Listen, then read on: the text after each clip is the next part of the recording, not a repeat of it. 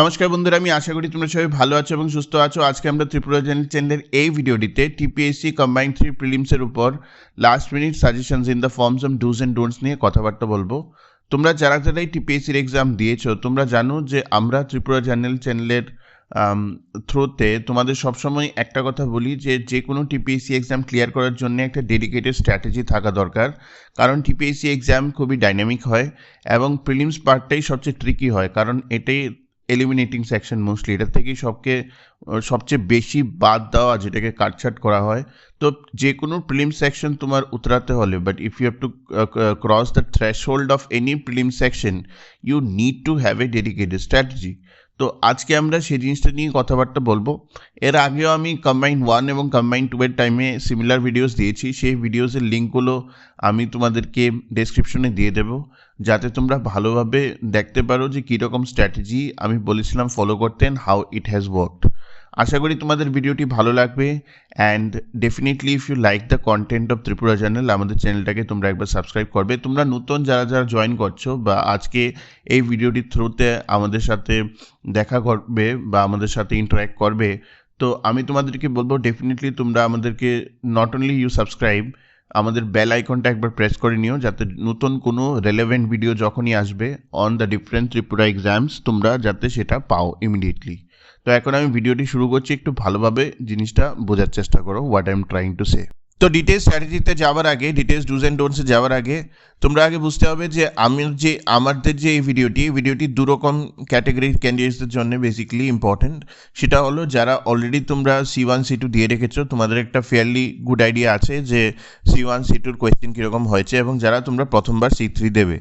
তো সর্বপ্রথম যারা অলরেডি তোমরা এক্সামগুলি দিয়েছো, তোমরা জানো যে C1 এক্সামটা মোটামুটি স্ট্যাটিক কোয়েশ্চেনের উপর ছিল। C2 কোয়েশ্চেন কিন্তু অনেক বেশি ডাইনামিক হয়েছে, অনেক বেশি ইন্টারেস্টিং হয়েছে। এবং এর মধ্যেও তোমরা যারা অলরেডি দুটো প্রিলিমস ক্লিয়ার করেছো, for them it is going to be a cakewalk, it is nothing new. তোমরা অলরেডি জানো the trick to actually clear the prelims of any exam.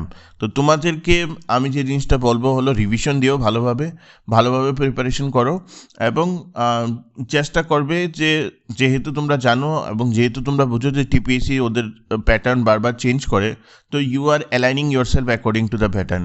Question দেখার পরই কিন্তু অ্যাটেম্পটের উপর স্ট্র্যাটেজি হয়, ঠিক আছে? Without seeing the question we cannot really predict কি কতটা অ্যাটেম্প করাটা সেফ হবে। এটা হলো পয়েন্ট নাম্বার 1, যারা অলরেডি তোমরা পরীক্ষাগুলি দিয়েছো। যারা তোমরা পরীক্ষাটা দিয়েছো C1 C2 এবং আনফর্চুনেটলি যারা তোমরা C1 C2 প্রিলিমস ক্লিয়ার করোনি, তোমাদের জন্য আমি যে জিনিসটা বলবো হলো there was something wrong in your strategy previously. এটা না যে একটি এক্সপিরিয়েন্ট প্রিপারেশন করে না, ইটস নট লাইক দ্যাট। কিন্তু প্রিপারেশন করাটাই কিন্তু শুধুমাত্র প্রিপারেশন করলেই যে তুমি পাবে সেটার কোনো গ্যারান্টি নেই, until unless you are smart in your approach. তো তোমাদের সবচেয়ে আগে বুঝতে হবে যে যারাই অলরেডি C1 এবং C2 দিয়েছো এবং তোমরা আনফর্চুনেটলি পাওনি, যে কোন সেকশনটা আছে যেটা তোমাদেরকে ভরাডুবি খাইয়েছে লাস্ট দুটো টাইম, এবং তোমাদের অ্যাকচুয়ালি দুটো সেকশন বা তিনটে সেকশন যেগুলি আছে উইক সেকশন যেগুলো, সেটার উপর তোমার কাজ করতে হবে। কারণ সেকশনগুলিতে প্রবাবলি তোমরা এতই উইক যে no matter how much you are trying, you are not able to overcome the prelims cut off deadline, ঠিক আছে? তো সেই জিনিসটা তোমাদের খেয়াল রাখতে হবে, ঠিক আছে? এবং যারা তোমরা নতুন, you are coming from a fresh experience, তোমাদের কাছে কোনো ব্যাগ অ্যান্ড ব্যাগেজেস নেই, তো আমি তোমাদেরকে বলবো the best strategy for you is to analyse your strength areas, ঠিক আছে? Work on your weak areas and opportunity এবং থ্রেট যে এরিয়াসগুলি আছে সেই এরিয়াসগুলির উপর যাতে তুমি একটা মিনিমাম মার্কস মানে তুলতে পারো সেকশন ওয়াইজ, সেটা নিয়ে তোমরা কাজ করবে। Now we come to the details strategy. আমরা যেটা দেখেছি ফ্রম C1 C2, যেটা আমি আগে বললাম, C1 was mostly static, C2 questions were quite dynamic, ঠিক আছে? The patterns keep on changing, so expect the same, ঠিক আছে? This is an exam war strategy will be of paramount importance, ঠিক আছে? So now if we understand how to go about the thing, প্রথম কথা হলো for English section, ঠিক আছে? তোমরা যদি জানো যে বাইফার্কেশনটা তুমি যদি বোঝার চেষ্টা করো, আমার কাছে ইংলিশ আছে, পলিটি আছে, কারেন্ট অ্যাফেয়ার্স আছে, জিকে আছেন, নর্থ ইস্টের উপর জিকে, নর্থ ইস্টের উপর কারেন্ট অ্যাফেয়ার্স আছে, and we will have quants and LR. তো এটা হলো মোস্টলি দ্য বাইফার্কেশন। এখন ইংলিশ আমি তোমাদেরকে আগেও বলেছি, ইংলিশ ঠিকই হচ্ছে প্রত্যেক বছর, আর এখান থেকে আসে। এখন কিন্তু এই আগের মতো ছোটোখাটো সিম্পল বেসিক ইংলিশগুলি আসে না। In fact the synonyms and antonyms standard অনেক হাই হয়ে গেছে। So you have to expect standard English paper. আর আরেকটা কথা আমি বলি, যারা যে ক্যান্ডিডেটরা ইংলিশে ভালো করে, 90% of the candidates they actually qualify.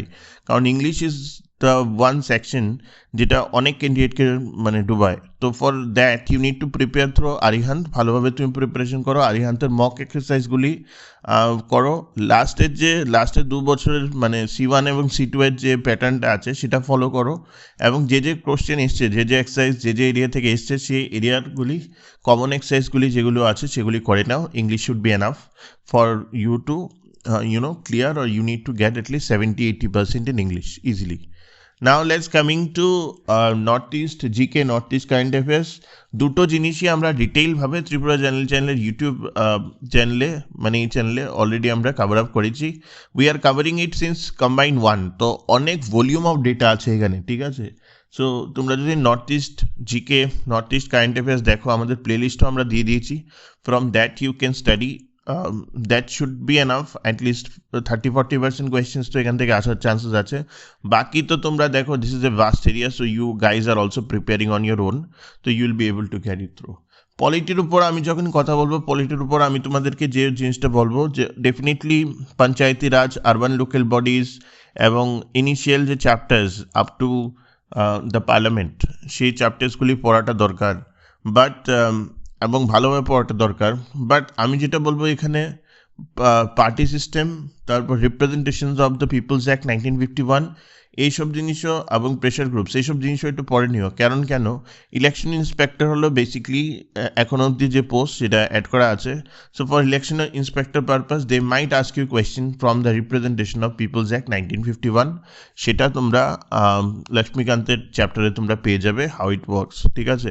EVM, TVM etcetera এগুলির উপর কোয়েশ্চেন আসতে পারে, বা the changing dynamics in which the voting has been the elections has been conducted over the years, সেই জিনিসটার উপরও প্রশ্ন আসতে পারে। তো that particular part you need to study a little bit well. For quantitative aptitude and logical reasoning, what I am seeing is that over the years the standard of the questions are increasing.